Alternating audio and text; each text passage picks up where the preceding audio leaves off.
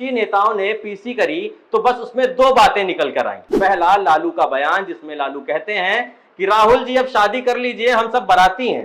तो वहीं दूसरा ममता बनर्जी का वही रटा रटाया बयान कि हमारे पीछे ईडी और सीबीआई लगा देते हैं मोदी, अब बिहार से वापस यूपी चलिए और पर्दे के पीछे की कहानी को समझिए। कहते हैं कि दिल्ली का रास्ता उत्तर प्रदेश से होकर जाता है, पर यूपी में उनके गठबंधन पर बीजेपी ने अपनी तिरछी नजर से बाण चलाना शुरू कर दिया है। तो वहीं बीएसपी पर कांग्रेस नजर फेर रही है और अपने पक्ष में लाने के लिए तैयार बैठी है। पर बीजेपी के ही कुछ नेता जयंत को पार्टी के साथ आने नहीं देना चाहते हैं। वो तीन नेता हैं जिनका नाम है संजीव बालियान, भूपेंद्र चौधरी और महेश शर्मा। तो उधर बीएसपी सुप्रीमो मायावती के भतीजे आनंद की बात कांग्रेस से चल रही है, जिसको लेकर कांग्रेस हाईकमान अति उत्साहित है। वैसे मुंगेरी लाल के हसीन सपने तो कोई भी देख सकता है, पर हकीकत से आंख नहीं फेर सकता। तो सवाल यही खड़ा होता है कि एक तरफ तो विपक्ष बिहार में विपक्षी एकता का हवाला देकर एक मीटिंग करी गई, लेकिन उस मीटिंग में क्या कुछ निकला, आज बात उस पर। नमस्कार, मैं हूं सौरभ और आप देख रहे हैं द न्यूज प्लग। विपक्ष के नेताओं ने एक पीसी करी जो चर्चा का विषय होना चाहिए राजनीति के लिहाज से। उसमें क्या कुछ निकला या क्या कुछ रह गया, आज बात उस पर होगी। और क्या वो मीटिंग हवाई हो गई, बात उस पर भी। बिहार के आंगन कहे जाने वाले पटना में विपक्षी नेताओं की एक बंद कमरे में मीटिंग हुई, जिसमें सिर्फ कांग्रेस को ही दूसरे दल के नेता दबाते रहे, कमियां बताते रहे कि कांग्रेस ने बंगाल में टीएमसी के साथ क्या किया, बिहार के साथ क्या किया।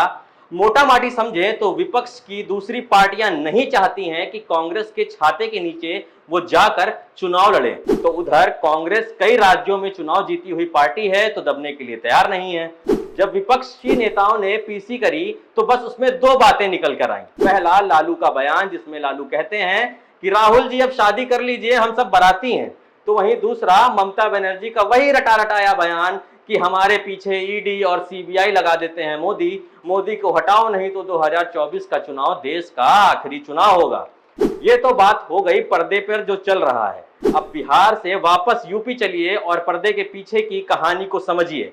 कहते हैं कि दिल्ली का रास्ता उत्तर प्रदेश से होकर जाता है। उत्तर प्रदेश में विपक्ष के बड़े नेता बिहार गए और लालू के चरण स्पर्श कर वापस आ गए, पर यूपी में उनके गठबंधन पर बीजेपी ने अपनी तिरछी नजर से बाण चलाना शुरू कर दिया है। तो वहीं बीएसपी पर कांग्रेस नजर फेर रही है और अपने पक्ष में लाने के लिए तैयार बैठी है।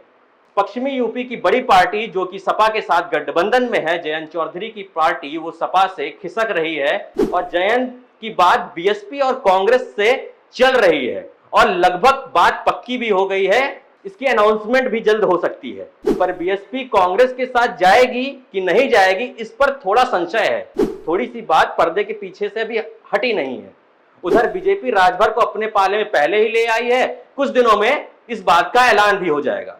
पर बीजेपी जयंत को 2024 में अपने साथ देखना चाहती है, पर बीजेपी के ही कुछ नेता जयंत को पार्टी के साथ आने नहीं देना चाहते हैं। वो तीन नेता हैं जिनका नाम है संजीव बालियान, भूपेंद्र चौधरी और महेश शर्मा, जो अपने बचे हुए कथित वर्चस्व को बचाने के लिए लड़ाई लड़ रहे हैं।